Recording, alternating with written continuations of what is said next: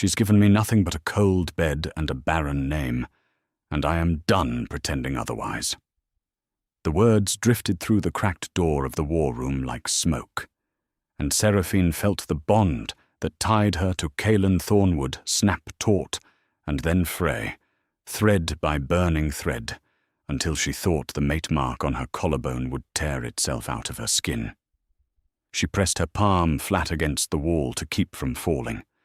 Her breath came shallow. The corridor of Ashmere Keep, all black stone and torchlight, tilted around her like a ship taking water.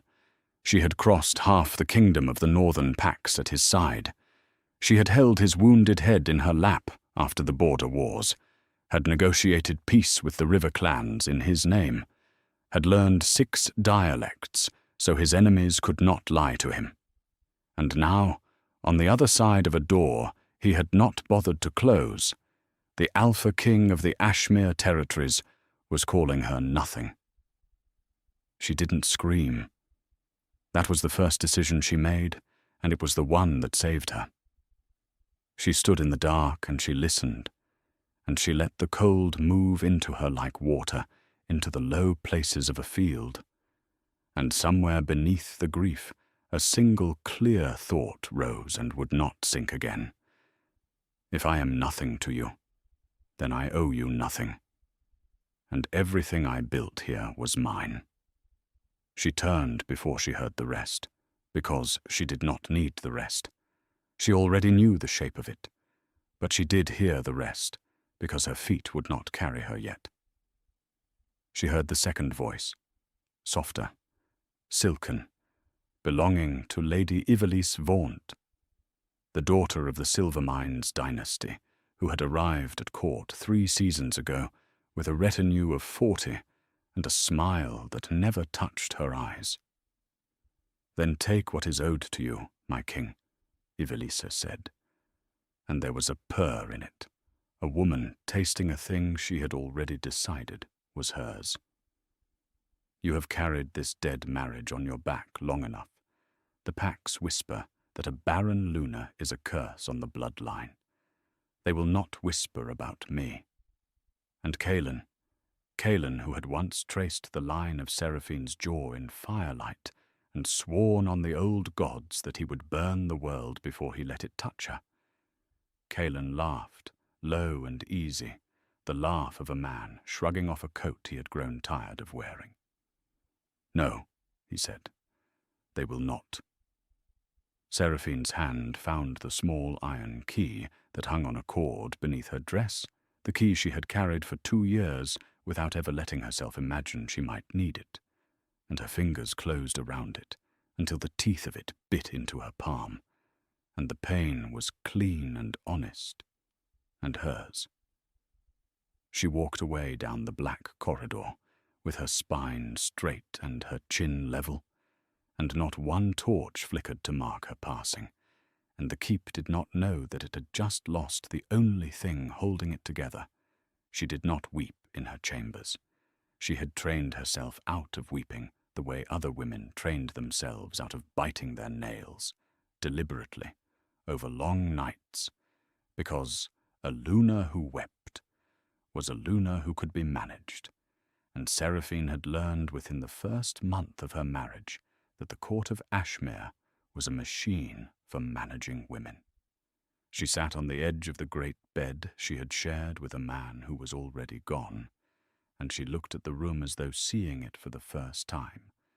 The tapestries she had commissioned, the maps she had annotated in her own careful hand, the ledgers stacked on the writing desk where she had, quietly and without credit, saved the treasury from ruin 3 winters running.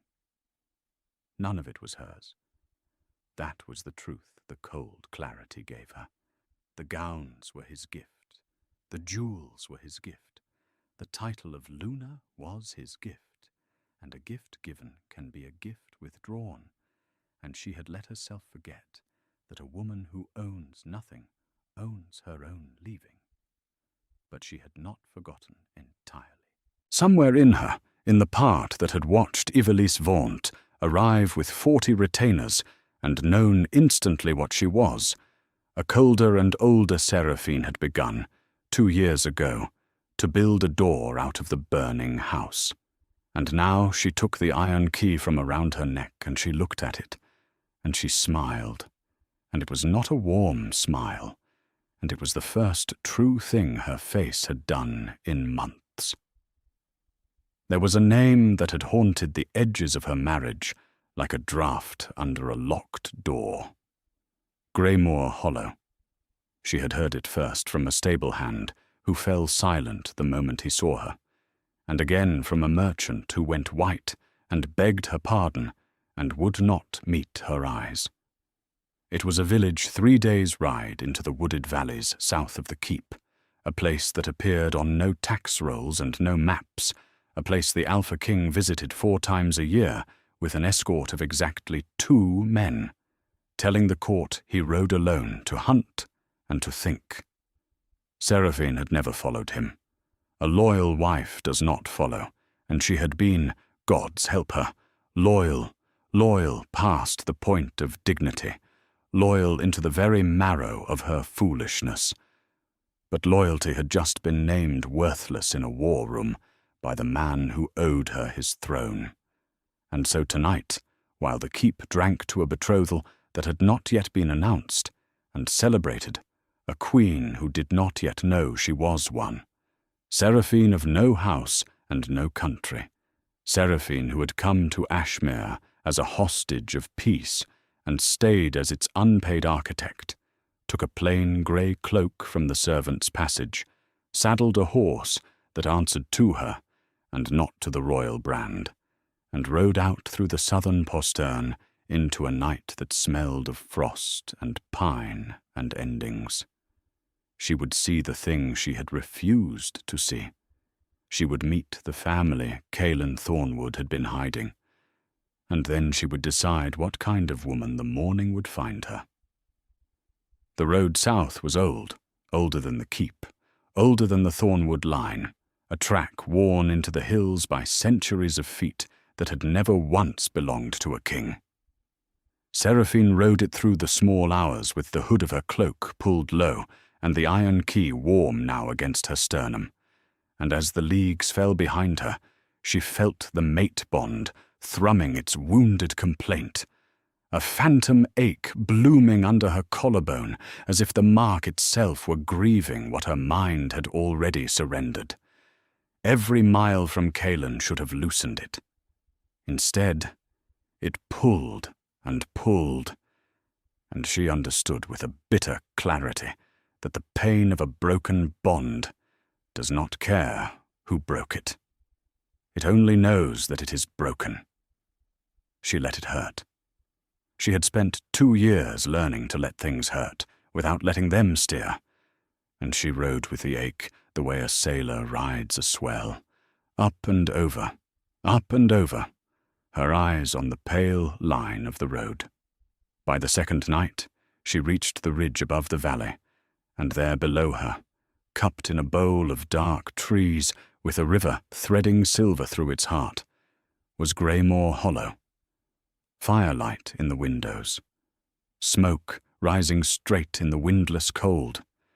A village that had no right to exist, thriving in secret at the edge of a kingdom that had never been told it was there. She did not ride down. She left the horse tethered in a stand of birch and went the rest of the way on foot, keeping to the tree line, and it was there, at the edge of the hollow, standing in shadow, with her heart a slow, hard fist behind her ribs, that Seraphine finally met the family her husband had hidden. She had braced herself for a mistress. She had braced herself for a woman younger and softer than herself, for a second household kept in luxury, for the ordinary, squalid arithmetic of a powerful man's appetites. She had not braced herself for the children, 2 of them, a boy of perhaps 6 and a girl a little older, chasing each other around a well in the last of the daylight, shrieking with the particular joy of children who have never once been afraid. And both of them, she saw it and the ground moved under her, both of them had the thornwood eyes, that pale wolf gold that Kaelin wore, that his father had worn, that no other line in the northern packs carried. And then the cottage door opened, and a woman came out, wiping her hands on an apron, calling the children in for supper. And the woman was neither young nor beautiful in the way of the court. She was in her 40th year, at least, grey threading her dark hair, her face lined with weather and work, and something that Seraphine recognized after a moment as an old and patient grief. And Kaelin was not there. That was the thing that undid her first, before she understood any of the rest. Kaelin was not there, and the cottage did not have the look of a place a king kept a mistress. It had the look of a place a king came to remember who he had been before he was a king. She stood in the trees, and she watched the woman gather the children in, and she did not understand. And the not understanding was worse than any betrayal she had imagined on the road. She camped that night in the birches, cold and sleepless, and in the grey before dawn she made a decision that she would come to think of as the true beginning of her second life. She would not skulk.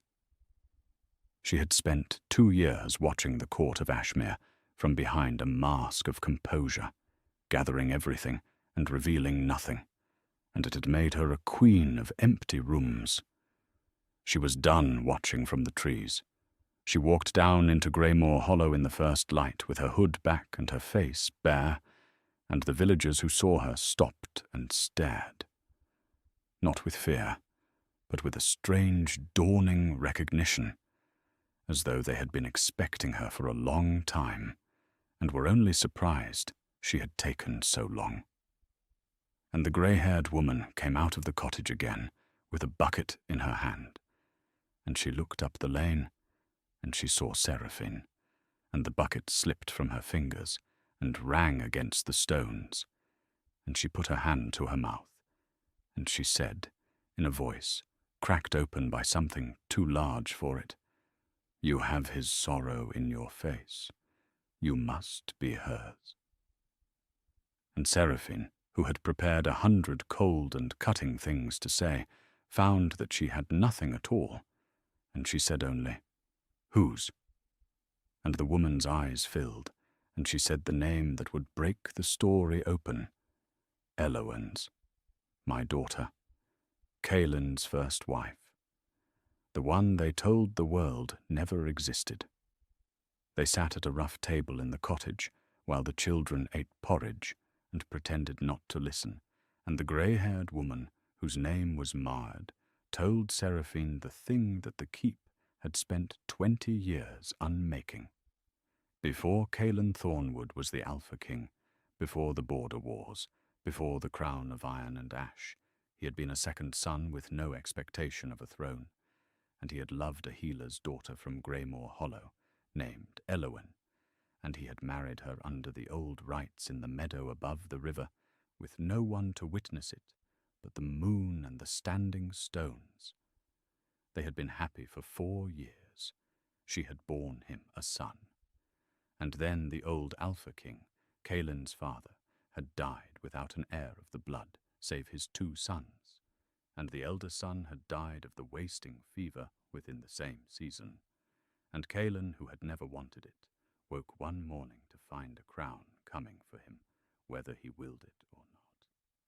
And the council of the Ashmere Pax had looked at his healer's daughter wife, a woman of no house, and no silver, and no alliance, and they had told him plainly that a king could not sit the Iron Throne with a peasant Luna at his side, that the border lords would eat him alive, that he needed a marriage that bought him swords. And Kaelin, Maird's voice went flat and hard here, the flatness of an old wound gone to scar. Kaelin had been young and frightened, and had believed that a throne was a thing worth any price. So the council had made Elowen disappear. Not killed. Kaelin had not permitted that, and Seraphine believed it, because a man who would not permit a killing, but would permit an unmaking, was exactly the man she had married. They had erased her from the rolls and the records, and the memory of the court, hidden her and the boy in the hollow, sworn every villager to a silence bought with the survival of their whole hidden world, and told Cailan he might visit 4 times a year, and no more, and might never, ever acknowledge them, or the fiction would collapse and Elowen would truly die. And then, 3 winters ago, Elowen had died anyway, of a fever that no healer could break, and Cailan had come and buried her under the standing stones where he had married her, and had taken to himself the guardianship of her mother and her son, and had gone on ruling a kingdom that had never been told it had already broken his heart once, and would break it again. Seraphine sat very still while the porridge cooled in the bowl in front of her, and the 2 children watched her with their grandmother's caution and their father's golden eyes, and she felt the whole architecture of her marriage rearrange itself in the space behind her sternum. She had spent 2 years believing she was married to a cold man. She saw now that she had been married to a haunted one. It did not excuse him. She was careful, even in that first flood of understanding, not to let it excuse him, because a woman who lets a man's tragedy pay for his cruelty is a woman who will spend her whole life settling his debts. But it changed the shape of the cruelty. He had not called her barren and worthless because she was those things. He had called her those things because she was standing in the place where Elowen used to stand, and he could not bear to look at the empty place, and so he had chosen not to see the woman who filled it. And now Ivelisse Vaunt, who read men the way Seraphine read ledgers, had found the empty place too, and had begun, patiently, to pour herself into it. Seraphine looked at the older of the 2 children, the girl, and asked her name, and the girl said, "Bryn," with the directness of a child who has never learned to be afraid of grown women. And Seraphine asked the boy his, and he said, "Coran." And Maiard said, quietly, that Coran was Elowen's son, the true firstborn of the Alpha King, hidden in a valley that did not exist, and that Bryn was a foundling of the Hollow, whom Coran loved as a sister. And Seraphine understood, sitting at that table, that she was holding in her 2 hands a truth that could burn the kingdom of Ashmere to its foundations, and that she now had to decide what kind of woman she was going to be. She did not decide that morning. She stayed 3 days in Greymoor Hollow, and in those 3 days she did something she had not done in the entire length of her marriage. She was of use to people who did not know she was a Luna. She mended the miller's account books, which had been cheating him blind for a decade because no one in the Hollow could read a column of figures. She sat with a woman in a hard labour, and, drawing on the healer's lore that Elowen's own mother taught her over the fire those 3 nights, helped turn a breech child that would otherwise have killed both mother and babe. And when the infant cried its first cry, the whole village exhaled as one. And Maud looked at Seraphine across the birthing room with an expression that Seraphine could not read until much later, when she understood it had been recognition. On the 3rd night, Maiard walked with her to the standing stones above the river, to the low grassy mound where Elowen lay, and the old woman knelt and laid her hand on the earth and said, "She would have liked you. That is the cruelest part. She would have taken you in as a sister, and the 2 of you would have run that man's kingdom better than he has ever run it himself." And Seraphine, standing in the moonlight over the grave of the woman whose ghost had shaped her whole marriage, felt the grief and the anger and the cold clarity fuse at last into something with an edge. "He hid you to save you," she said, and then he let the saving become a cage, and he stopped fighting to open it, and he learned to call the cage a kindness. "I know that cage. I have been living in a larger one." And Maiard looked up at her and said, "Then perhaps you are the one who was always meant to break it?" Seraphine did not answer, but she took from around her neck the iron key she had carried for 2 years, and she looked at it in the moonlight, and for the first time she let herself remember exactly what it opened, and exactly why the older, colder part of her had prepared it long ago, and she understood that the road out of the burning house didn't run away from Ashmere. It ran straight back into it. Here is what the court of Ashmere didn't know, and what Seraphine had known and hidden for 2 years, since a night when a drunk quartermaster had said too much, and she had said nothing and remembered everything. When she had come to Ashmere as a hostage of the peace between her homeland and Kaelin's, she had come as the last daughter of a broken house, the House of Vale, of the southern trading cities, a house of merchants and bankers and keepers of ledgers, a house that had been shattered in the border wars and whose name Kaelin's council had thought safely extinct. But a house of bankers does not die the way a house of warriors dies.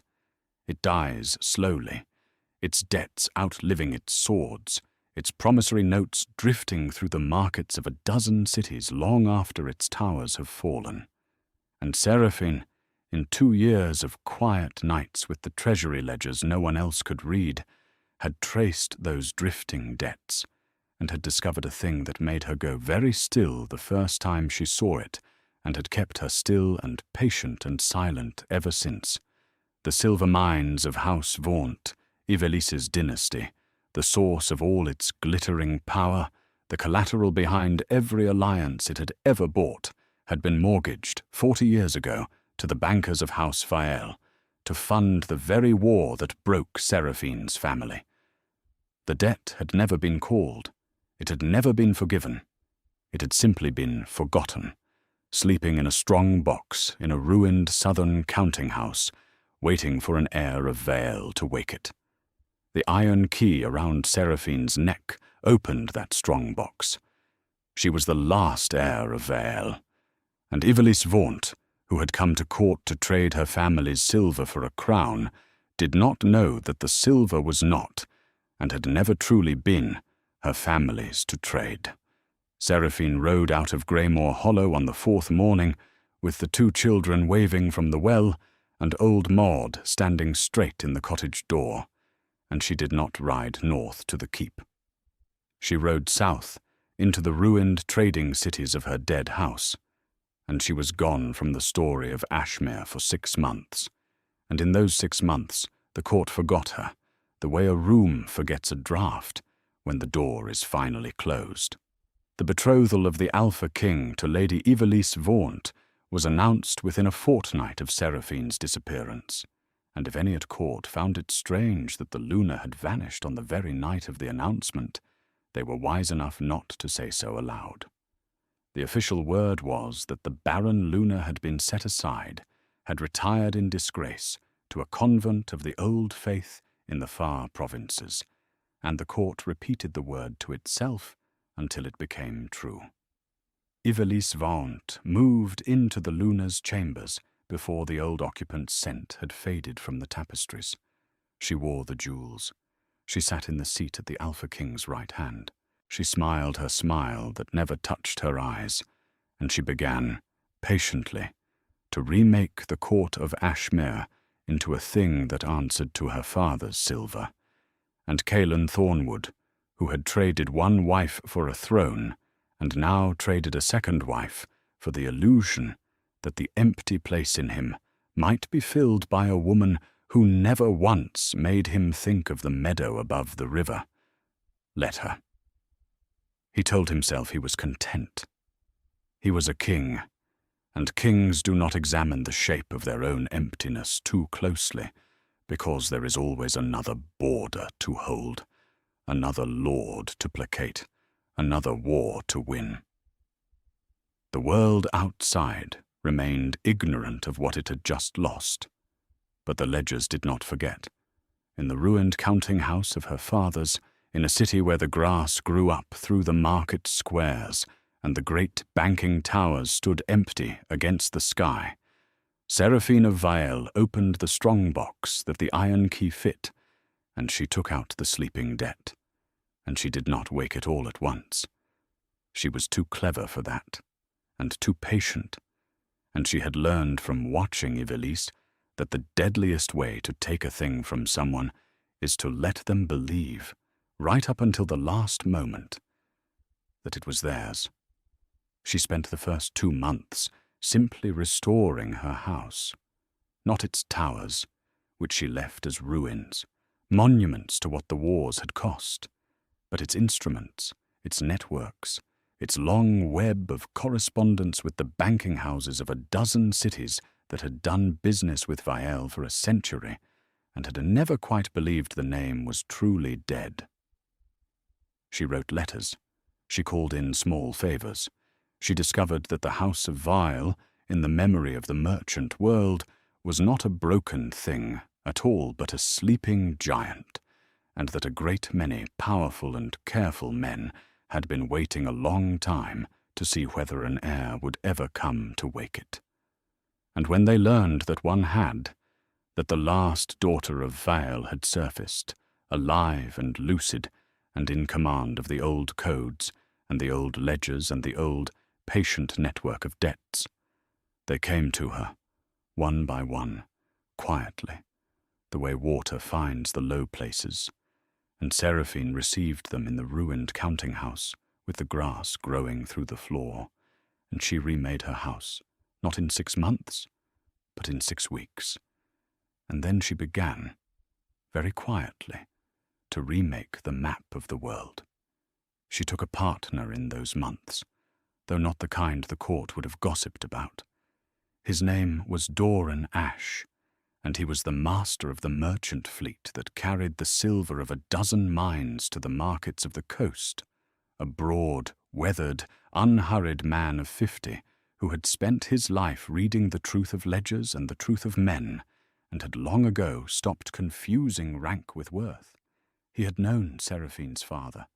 He came to the counting house, expecting to pay his respects to a ghost, and found instead a woman who understood the flow of silver through the northern world better than any man he had met in 30 years, and within an hour of talking to her, he had, quietly, thrown the whole weight of his fleet behind her, not because she was a Luna or a lady or the last of a great name, but because she was the most competent person he had ever sat across a table from, and Doran Ash had built his life on the principle of following competence wherever it led. "You understand what you're holding," he said to her, the first night, looking at the papers of the Vaunt mortgage spread on the table between them. "If you call this debt, you don't just ruin one silver dynasty. You unbalance every alliance that dynasty has bought. Half the northern packs are leaning on Vaunt silver without knowing it, including the Alpha King." And Seraphine looked at him across the papers, and she said, in the calm voice that had once soothed a wounded king and now frightened bankers, "I know exactly what I'm holding, Master Ash. I'm not going to call the debt. I'm going to let someone else call it, at exactly the moment it will teach the most people the most lasting lesson. Debts are dull. It's the timing that's art." And Doran Ash laughed, a short, surprised bark of a laugh, and refilled both their cups, and understood that he had allied himself with something remarkable. Meanwhile, in Ashmere Keep, the rot that Seraphine's departure had loosed began, slowly and then quickly, to spread. She had been the one who read the treasury ledgers. No one had known that, because she had never wanted credit. She had done it in the small hours and let the stewards present her work as their own. And now the stewards, deprived of the hand that had actually held the pen, began to make the ordinary, catastrophic mistakes of men who have always been given the answers. The winter grain accounts went wrong, a shipment of border tribute was miscounted, and a river lord insulted.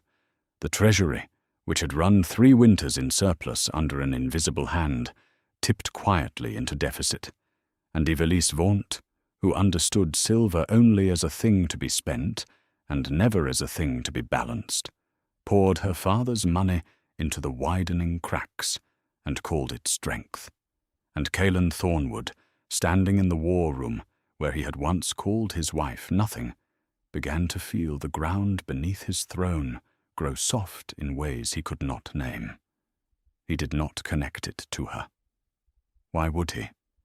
He had told himself for 2 years that she was a cold and empty ornament, and a man cannot mourn the loss of an ornament.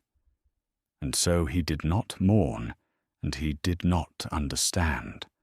And he certainly didn't know that the woman he had unmade was 300 leagues to the south, holding the deed to his kingdom's foundations in her patient and unforgiving hands. But there was a thing that Seraphine had not known when she rode south, and it came to her in a letter carried by one of Doran Ash's fastest riders in the depth of that first winter, and it changed the game entirely. Ivelisse Vaunt was not the prize her father had sent to court. She was the bait. The House of Vaunt, Seraphine learned as she traced the silver deeper than she had ever needed to before, was itself no longer master of its own mines.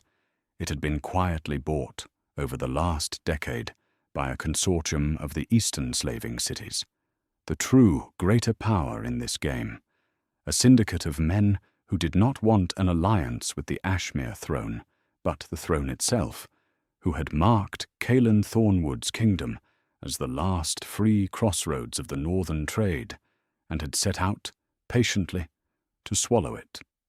Ivelisse was their instrument. Her marriage to Cailen was not the end of their design, but the middle of it. Once she had borne him an heir, and Seraphine understood, reading this, exactly why the barren Luna had had to be removed, why the whole cruel machinery of her unmaking had been set in motion the very season Ivelisse arrived. The syndicate would move to make that heir their own, and the free kingdom of Ashmere would become a farm for the slaving cities. Its packs sold south in chains generation after generation. Cailen had traded his wife for an illusion, exactly as the profile of every foolish king in every old story had traded before him. But the illusion was not merely hollow. It was a knife, and it was already inside the walls, and the man holding it was Ivelisse's father. And behind her, farther were men whose names did not appear on any ledger, because they had learned to own the ledgers themselves. Seraphine sat with that letter a long time in the cold counting-house, and the last of her private grief burned away. And what was left was not vengeance, and was not mercy, but something larger and stranger than either, a cold and level resolve that had room in it now for 2 children with golden eyes in a valley that did not exist, and for a whole kingdom of people who had never done her any wrong, and even at the very bottom, for the haunted and foolish man who had wronged her most of all. She didn't ride north to warn him.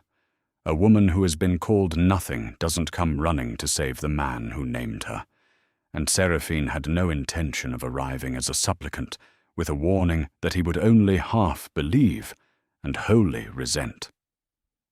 She would arrive, when she arrived, as a power he could not command and could not refuse, and she would save his kingdom in a way that made it clear beyond any argument who had done the saving, and she would do it not for him, but for the 2 children and the old woman and the village that did not exist and the whole northern trade and the memory of a house that the wars had broken and that she, alone, had rebuilt from a strong box and a key. So she waited, and she wove. Through the long winter and into the spring, she pulled the threads of the silver trade through her patient fingers, and one by one, the great banking houses of the north bound themselves to House Vael until the day came, quietly, unremarked by any court, when Seraphine of Vael controlled or could call every significant debt in the northern world, and the syndicate of the eastern cities, for all its slaving gold, found the credit it needed to complete its long swallowing of Ashmere, suddenly, inexplicably, drying up in every market it turned to. They did not know why. They did not know who. They knew only that a wall had risen in the night across every road their money tried to travel, and behind the wall, in the ruined counting-house with grass through its floor, a woman they had never heard of turned the last thread through her fingers and began, at last, to ride north. The occasion she chose was the wedding. Kaelin Thornwood was to take Ivelisse Vaunt as his queen at the turning of the spring, in a ceremony that would bind the silver of the mines to the iron of the throne before the whole assembled nobility of the northern Pax, and every border lord and river clan and mountain chieftain would be present to witness it, and the syndicate that owned Ivelisse's father had arranged that the marriage contract to be signed that day would carry, buried in its provisions of dowry and succession, the clauses that would deliver the kingdom into their hands a generation hence. It was, in short, the single moment when the greatest number of the right people would be gathered in the same room to learn the same lesson. And Seraphine, who had told Doran Ash that debts were dull and timing was art, had chosen her canvas with a painter's care. She arrived at Ashmere Keep on the morning of the wedding, not in a grey cloak through a postern gate, but at the head of a merchant delegation of 40, the standard of House Vael flying above them, a standard the older lords of the court remembered and went pale to see, and the gate wardens who did not know the standard let her in anyway, because a delegation of 40 with the manners of princes and the ledgers of a kingdom is not a thing a gate warden turns away. She wore grey still. She had always worn grey. But it was the grey of a merchant queen now, and not of a servant, cut sharp and plain, and around her neck on its cord hung the iron key in plain sight, where anyone who knew its meaning could see it. And one man in that keep knew its meaning, though he had forgotten he knew, and when he finally saw it, the ground would open under him. The great hall of Ashmere Keep was hung with the silver banners of House Vaunt and the black and gold of Thornwood, and it was full to the walls with the assembled power of the north, and at the head of it on the dais stood Kaelin Thornwood in his crown of iron and ash, older than Seraphine remembered, harder around the mouth, the golden Thornwood eyes gone flat with the particular exhaustion of a man who has spent 2 years not looking at the empty place inside himself. Beside him stood Ivelisse Vaunt in silver and white, radiant and cold, her smile in place and her eyes moving over the crowd like a merchant counting stock. And beside her stood her father, Lord Corvain Vaunt, a smooth grey man with a slaver's patience in the lines of his face, and Seraphine, entering at the back of the hall with her delegation, looked at the three of them on the dais and felt nothing at all that she could not use. She did not push forward. She let the ceremony begin. She let the old priest of the pack invoke the moon and the standing stones, and she watched Kaelin's face at the mention of the standing stones, watched the flinch he could not quite suppress, and she understood that he was standing in his second wedding, thinking of his first, thinking of a meadow above a river, and she felt, against her will, a thread of the old pity, and she let it pass through her and out of her, because pity was not what she had ridden 300 leagues to give. She waited until the moment the marriage contract was brought forward on its cushion of silver cloth, the great parchment that Lord Corvain Vaunt had drafted with his syndicate's clauses buried in its heart, the document that would bind a kingdom to a slaver's design with a king's own signature.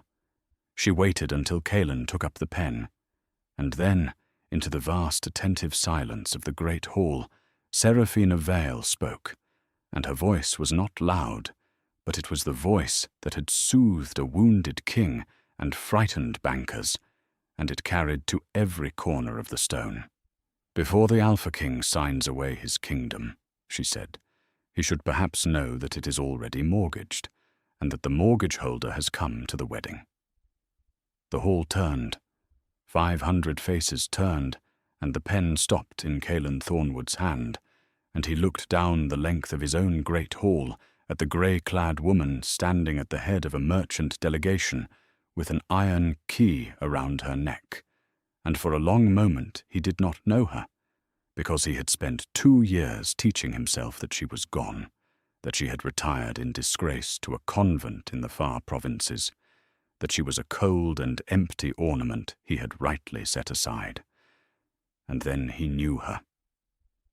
Seraphine watched the knowing move across his face, the way dawn moves across a cold field, watched the flat golden eyes widen and the hard mouth fall open, watched the crown of iron and ash suddenly weigh on him like the whole guilt of his life. And she did not smile, because a woman who has planned for 2 years does not spend her advantage on a smile. "Seraphine," he said, and her name in his mouth was a broken thing, and beside him Ivelisse Vaunt's cold smile faltered for the first time since she had come to court, because Ivelisse read men, and she read in that single broken word every truth that Caelan had spent 2 years hiding, even from himself. And Lord Corvain Vaunt, the smooth grey slaver, looked at the standard of House Vale and the iron key and the woman beneath it, and something crossed his face that Seraphine had been waiting to see. And it was fear, the specific fear of a man who has just recognized that the game he thought he was winning was being played, all along, by someone he never saw sit down at the table. Caelan came down from the dais. He came down slowly, the pen still in his hand, the marriage forgotten, the hall forgotten, and he crossed the space between them and stopped a sword's length from her. And up close, she could see what the 2 years had cost him, the grey and the black of his hair, the hollow under his eyes, and she thought, with a clarity that surprised her by how little it hurt, that he had aged the way a house ages when no one lives in it. "They told me you went to a convent," he said. "I let them tell me. Where have you been?" And Seraphine looked at him, at the man she had loved and served and been named nothing by, and she gave him the truth, because the truth was the sharpest thing she owned. "I have been where you sent me," she said. "You told a war room I had given you nothing, and a cold bed, and a barren name. So I went and found out what I was worth to men who had never been told I was nothing. It turns out, Caelan, that I was worth a great deal. I have spent 6 months learning exactly how much." His face worked. "Sarah." "You don't get to call me that," she said. "Not raised, not sharp, simply closed, a door drawn shut and locked. You lost the name when you traded me for a throne, the way you traded Elowen for a throne, the way you were about to trade this whole kingdom for a throne you have already stopped being able to hold." And at the name Elowen, spoken aloud in the great hall of Ashmere for the first time in 20 years, the whole court drew a single sharp breath, and Caelan Thornwood went white to the lips, and Seraphine saw that she had, with 2 syllables, torn the 20-year silence of the court wide open, and that there was no closing it again. The uproar took a moment to build, and then it broke over the hall like a wave. The older lords who remembered, who had been young men when a healer's daughter was unmade to make room for a king, turned to one another with the guilt of 2 decades rising in their faces.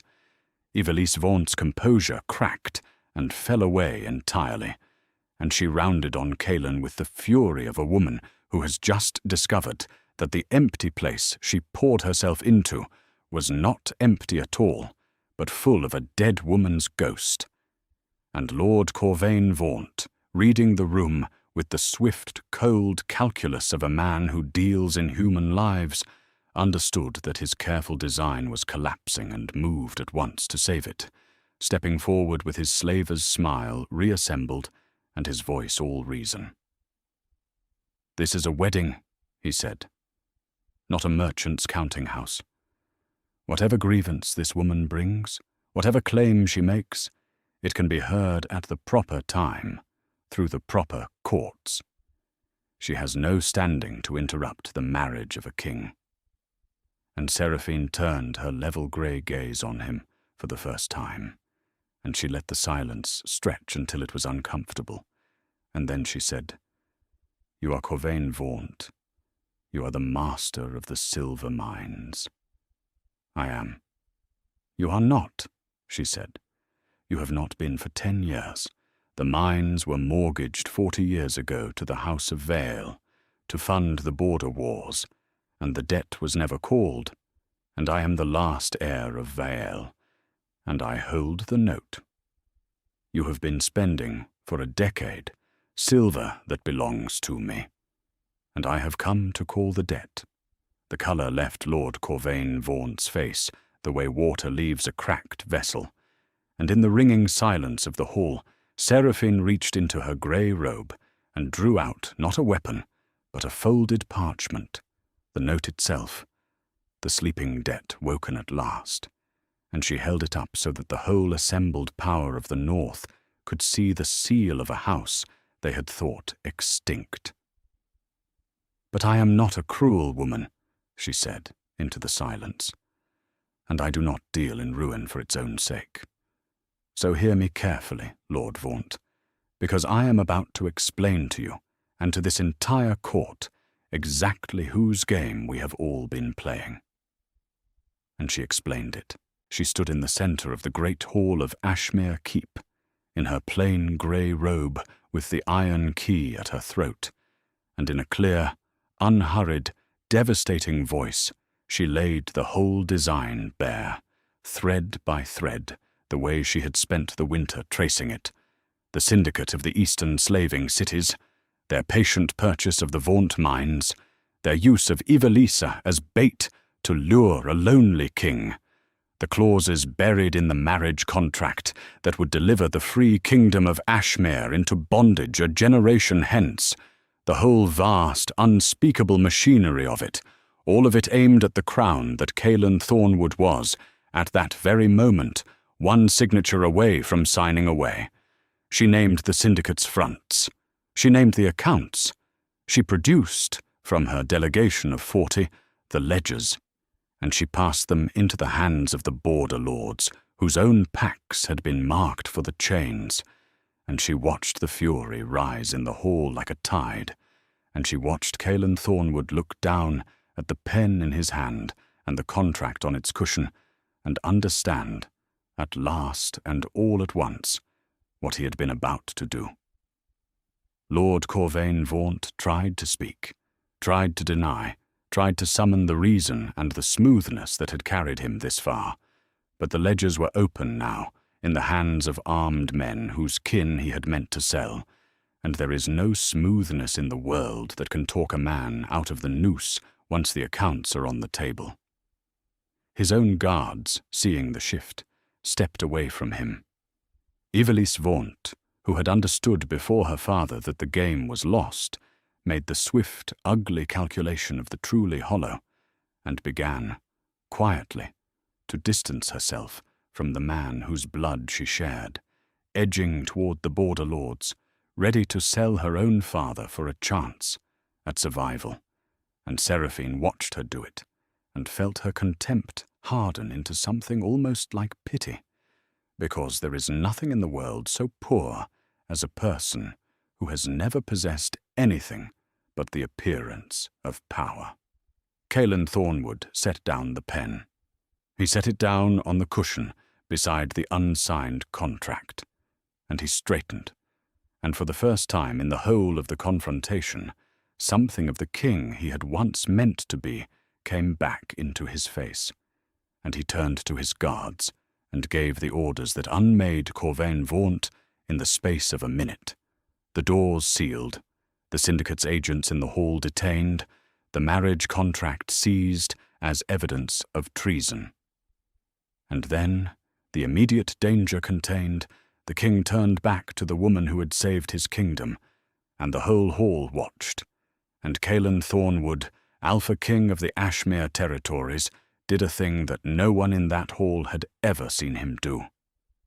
He lowered himself to one knee before her, there on the stone floor of his own great hall, in front of every lord and clan of the north, and he bowed his head, and he said, in a voice that carried into every silence, "I named you nothing. In a war room, like a coward, behind a door I did not have the courage to close, and you have just repaid it by saving everything I have. I have no right to ask anything of you, but I am asking. Stay. Rule beside me. Be the queen this kingdom needs and has never had, because I was too great a fool to see that I already had her." And Seraphine looked down at the kneeling king, and the hall held its breath, and she understood that this was the moment the whole long story had been riding toward, the moment of the chair turned around, the moment when the one who had discarded her offered to give back everything he had taken. And she understood, too, that everyone in the hall expected her to take it, because what wronged woman would not? She let him kneel a moment longer. Not to humiliate him, though it did humiliate him, and she was honest enough with herself to know that some small, hard part of her was glad of it. She let him kneel because she wanted him, and the whole court and history to understand that what she said next was said from height and not from need. And then she spoke, and her voice was gentle, which was the most terrible thing about it. "Get up, Cailan," she said. "Kings should not kneel. It frightens the lords." He rose, uncertain, hope flickering in the flat gold eyes, and she let him hope for exactly one breath before she took it from him, cleanly, the way a healer takes a splinter all at once so it hurts less. "I am not going to be your queen," she said. "I do not say it to wound you. I have no more wounds to give you. You spent them all yourself 2 years ago, and I have spent 6 months learning to live without the ache. I am telling you the truth, because the truth is the only thing I have ever given you that you did not deserve. You do not want a queen, Cailan. You never have. You want the empty place inside you filled, so that you do not have to stand at your own weddings thinking of a meadow above a river. First you tried to fill it with a throne, and it cost you Ilowan. Then you tried to fill it with silver, and it nearly cost you your kingdom. And now you would try to fill it with me, and it would cost me my life, the way it cost her hers, 1 long, slow year at a time, inside a cage you would call a kindness. I have already lived in that cage. I will not go back into it, not even wearing a crown." The hope went out of his face, like a candle pinched between 2 fingers, and Seraphine watched it go, and she did not look away, because she owed him at least the courage to watch. "Then what do you want?" Cailan said, low, and it was not a command. He had learned in the last hour that his commands didn't work on her, had perhaps always known it, and only now been forced to admit it. "You hold the debt on the mines. You hold the credit of the whole northern trade. You could have ruined me, and you did not. You saved me instead, and I do not understand why, if you will not stay to rule what you saved." And Seraphine smiled then, at last, but it was not a smile for him. "I didn't save you," she said. "Do not flatter yourself, Cailan. I saved the kingdom, which is not the same thing, because the kingdom is full of people who never named me nothing. I saved the river clans your slaver would have sold. I saved the border packs. I saved an old woman and 2 children in a valley that appears on no map, who are owed a great deal more than either of us can ever pay them." She saw him flinch again at that, saw him understand that she had been to Greymoor Hollow, that she knew about Corran and Maud and the grave under the standing stones, and she let him sit in the knowledge. "That is what I want, Kaelin. I want you to end the lie. 20 years ago, your council unmade an innocent woman to make you a king, and you let them, because you were young and frightened, and you believed a throne was worth any price. She is dead now, and you cannot give her back her life. But you can give her back her name. You can acknowledge Corran for what he is, your firstborn, your true heir, the son of your true first wife, and you can bring him and his grandmother out of that hidden valley into the light, and you can spend whatever years you have left being the father to him that you were too much of a coward to be while his mother was alive.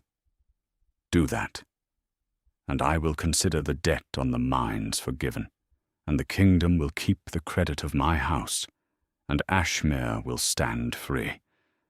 Refuse it, and I will call every note I hold, and I will watch your throne come down around you, and I will not lift one finger to catch it. That is the price. It is the only price I will ever name." The hall was utterly silent. Kaelin Thornwood stood before her, with the ruin of his second wedding around him, and the ghost of his first laid bare at last in front of the whole assembled North, and Seraphine watched the war move across his face, the 20 years of cowardice and grief and self-deception heaving like ice breaking on a river in spring, and she did not know, in that moment, which way he would choose, and she found that she had made her peace with either. And then Kaelin closed his eyes, and when he opened them, something in them had changed. Something old and locked had finally come loose. And he said, quietly, so quietly that the lords in the back strained to hear it. Her name was Elowen. She was a healer's daughter of Greymoor Hollow, and I married her under the standing stones with no witness but the moon, and I loved her more than I have ever loved my own life. And when they made me a king, they made me unmake her, and I let them, and it is the great shame of my reign and my blood, and it will be so recorded. He turned from Seraphine then to the whole assembled court, and he raised his voice so that it filled the hall to the walls, and he said, I have a son. His name is Corran. He is my firstborn and the true heir of Thornwood, and he has lived his whole life hidden in a valley because his father was too great a coward to own him. That ends today. He will be brought to this keep and raised as my heir before you all, and his grandmother with him, and any lord who does not like it may take it up with the house of Vale. And a sound went through the hall that Seraphine had not expected, that took her a moment to recognize. And it was not outrage. It was from the older lords who had carried the guilt of Elowen's unmaking for 20 years, something closer to relief. Corvain Vaunt was taken from the hall in chains that afternoon, and the syndicate's agents with him, and the letters and ledgers Seraphine's house had gathered over the winter were more than enough to unmake the whole eastern design. Within the season, the slaving city's long patient scheme to swallow the north lay in pieces, its fronts exposed, its silver frozen, its ships turned back from every northern port by a trade that now answered, quietly, to a woman in grey. Ivelisse Vaunt didn't go to the chains with her father. She had calculated too swiftly for that, had sold him too completely, had thrown herself on the mercy of the border lords with information and denunciations enough to buy her neck.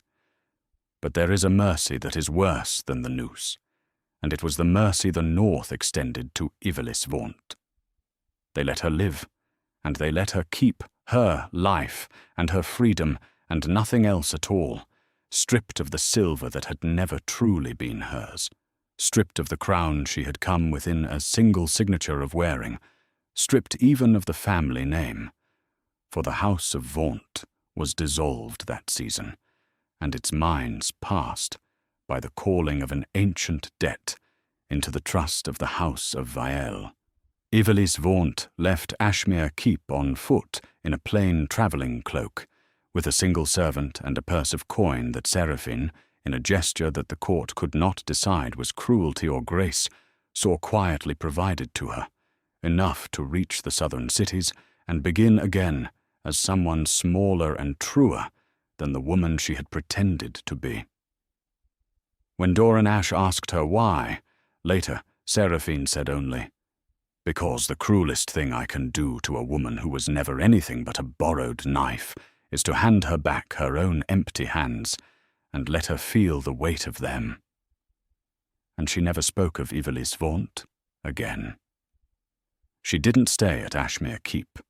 This surprised the court, which had begun, in the days after the wedding that never happened, to imagine that the woman in grey would settle into some great office at the king's side, chancellor, if not queen. The invisible hand made visible at last. But Seraphine had not rebuilt a broken house and rewoven the trade of a continent in order to trade one gilded cage for another, even a cage of her own making. She rode south again within the fortnight, and she took a road that bent on its way to the ruined counting houses of Vael, through the wooded valleys and the standing stones, and the village that appeared on no map. She went to Greymoor Hollow to keep the one promise that mattered to her more than the debt or the crown or the ruin of her enemies. She went to bring Coran and Maud out of the valley herself, not as a king's messenger, but as the woman who had sat at their table and turned a breech child, and knelt at Elowin's grave in the moonlight.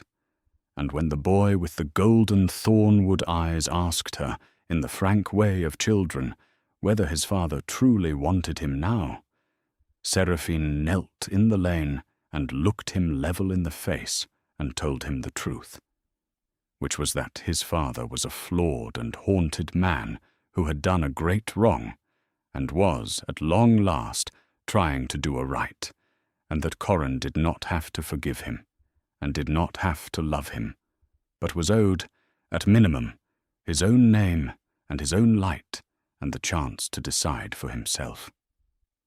Maud, watching from the cottage door, wept then, the first tears Seraphine had seen the old woman shed, and they were not tears of grief.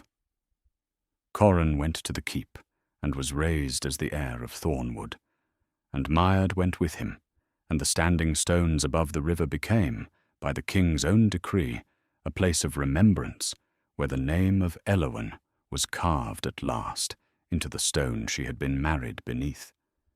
And Seraphine of Vael went back to the ruined towers of her fathers, and rebuilt them, not as monuments to what the wars had taken, but as a house that answered to competence, and not to rank, where a fleet master past 50, and a healer's law, and a merchant's ledgers were each valued for exactly what they were worth, and she ruled the trade of the north from a counting house, with grass growing through its floor, free, unmarried, unowned, and more powerful than any crown could have made her.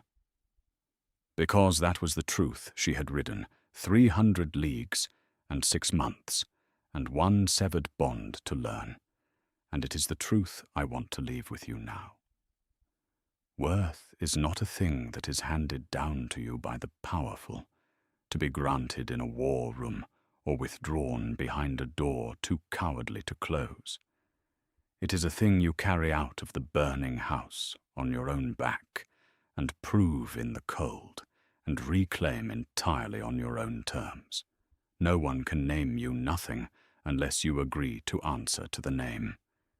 If this story moved something in you, take a moment and press that like button, because It truly helps this kind of story find the people who need it. Share it with someone who has ever been made to feel small by the very person who should have lifted them up, because they deserve to remember their own power tonight. Subscribe to join us here, where we tell high-stakes stories about the discarded who rise. And tell me in the comments, was walking away her greatest victory, or should she have taken the crown?